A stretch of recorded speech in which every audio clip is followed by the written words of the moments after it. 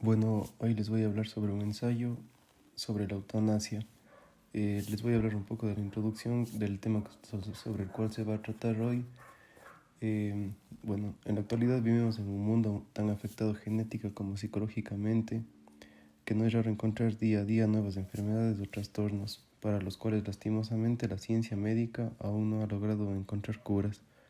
Sin embargo, existen enfermedades que han venido desde siglos atrás sin poder ser controladas y que se han vuelto prácticamente incurables, tales como Alzheimer, atrofia muscular espinal, enfermedades de Huntington, esclerosis, entre otras. En este caso hablaremos de enfermedades degenerativas, es decir, que con el tiempo, en vez de mejorar, empeoran, lo cual el paciente o persona que lo padece siente, conoce y vive. Y es ahí donde entra el término eutanasia, más conocida como suicidio asistido, refiriéndose al proceso médico en el que un equipo de profesionales ayuda a una persona a acabar con su vida de manera digna. No obstante, la práctica es muy controversial, tanto social como médicamente, la cual da apertura a la existencia de grupos a favor como en contra de la misma. Por lo expuesto anteriormente y con los cuestionamientos relevantes al tema como qué es una muerte digna, qué es un homicidio, las leyes lo aprueban, se desarrolla el siguiente ensayo con el fin de examinar, conocer y argumentar por qué esta podría ser considerada como una excelente alternativa para las personas que sufren este tipo de enfermedades. La eutanasia proviene del griego bien y thanos, muerte, haciendo referencia a una buena muerte. La eutanasia médica se considera como el acto liberado que pone fin a la vida de un paciente, aunque sea por voluntad propia o a petición de sus familiares, es contraria a la ética. Ella no impide al médico respetar el deseo del paciente de dejar que el proceso natural de la muerte siga su recurso en una fase terminal de su enfermedad. Sin embargo, existen otros dos puntos lejanos y contrarios al concepto médico. Para la religión, la eutanasia se considera como una gran violación a la ley de Dios en cuanto a eliminación deliberada y moralmente inaceptada de las personas humanas.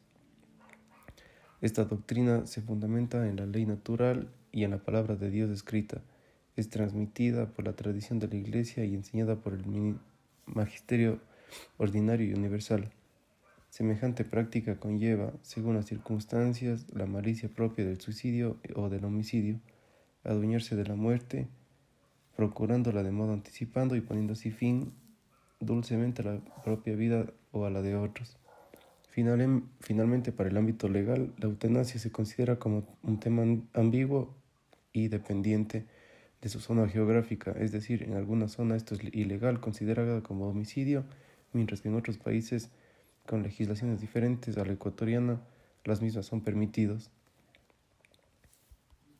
A pesar de que este procedimiento no es legal, a nivel internacional, las normas para acceder al mismo sí lo son. Dentro de ellas encontramos: el paciente que desea acceder debe encontrarse desahuciado. El paciente que desea acceder debe someterse a un examen psicológico para lograr determinar si el mismo cuenta con uso total de la razón para la toma de la decisión. El paciente que desea acceder debe presentar pruebas médicas de su condición, entre otros requisitos que varían según la zona geográfica en la que se desea acceder al procedimiento. ¿Cuáles son los tipos de eutanasia? Dentro de este procedimiento encontramos 4 tipos que son, no obstante, todos se encaminan hacia el mismo fin. Eutanasia activa o positiva es el proceso de provocar directa y voluntariamente la muerte de otra persona para evitar que ésta sufra o que muera de un modo considerado indigno. Eutanasia activa directa es el procedimiento que se realiza y tiene como efecto la muerte inmediata del paciente. Eutanasia activa indirecta es el procedimiento que tiene como efecto la muerte paciente en un periodo determinado. Eutanasia pasiva o negativa es el acto de privar a un enfermo, generalmente en estado terminal, de médicos y de procedimientos médicos que pueden prolongar su vida de forma innecesaria pero a la vez dolorosa. Es un homicidio, hablando y dirigiéndonos a la legislación ecuatoriana, lo es. No obstante, si nos referimos a los lugares donde la misma ya ha sido legalizada, tales como Michigan, Reino Unido y otros cuantos, no es considerada como tal. Sin embargo, una mala praxis de la misma sí es considerada y condenada como intento de homicidio.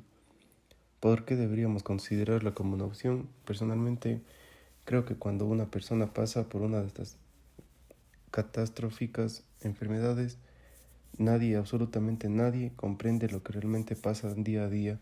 Es decir, solo el paciente puede afirmar o negar cómo realmente se siente. Debemos recordar que estas enfermedades con el paso del tiempo van avanzando, por lo cual poco a poco sus síntomas también empeoran. Por ello que considero que estas opciones es apropiada para las personas que así lo deseen, puesto que solamente quien padece esto puede entender los dolores, el sufrimiento e incluso el remordimiento psicológico de saber que morirán en muy malas condiciones. Además, así como nuestra Constitución establece que tenemos el derecho a la vida plena y digna, muchas personas toman el concepto de que la partida debe ser igual. Como conclusión del ensayo, finalmente y después de analizar el tema, remito y reafirmo mi postura frente al tema, considerando este procedimiento médico como una alternativa viable para aquellas personas que realmente ya no quieren seguir con su vida, y además de llamarlo vida, podría ser continuar con su sufrimiento. No obstante, quiere decir que no me pongo en la posición de las personas que la rechazan, puesto que sus argumentos son tan certeros como los que encontramos a favor. Sin embargo, se podría considerar un hecho algo egoísta mantener a una persona que ya no desea seguir solo por el miedo o pensar que nos pueda dar a nosotros perderla. Como lo afirmé anteriormente, solo las personas que padecen de esta clase de enfermedades saben cuánto sufren y en muchos casos saben cómo podrían ser los últimos días, por los que prefieren terminar en ese instante y seguir prolongando su estado. Por ello comparto la postura de que este procedimiento médico debería ser un derecho, pero un derecho sumamente controlado y aplicado a las personas que realmente merezcan acceder al mismo, comprobando todas y cada una de las razones que las llevan a esta decisión. Para concluir, considero que cada persona es dueña de sus decisiones y mientras respete la decisión del resto, personalmente encuentro que no existe por qué negarlo.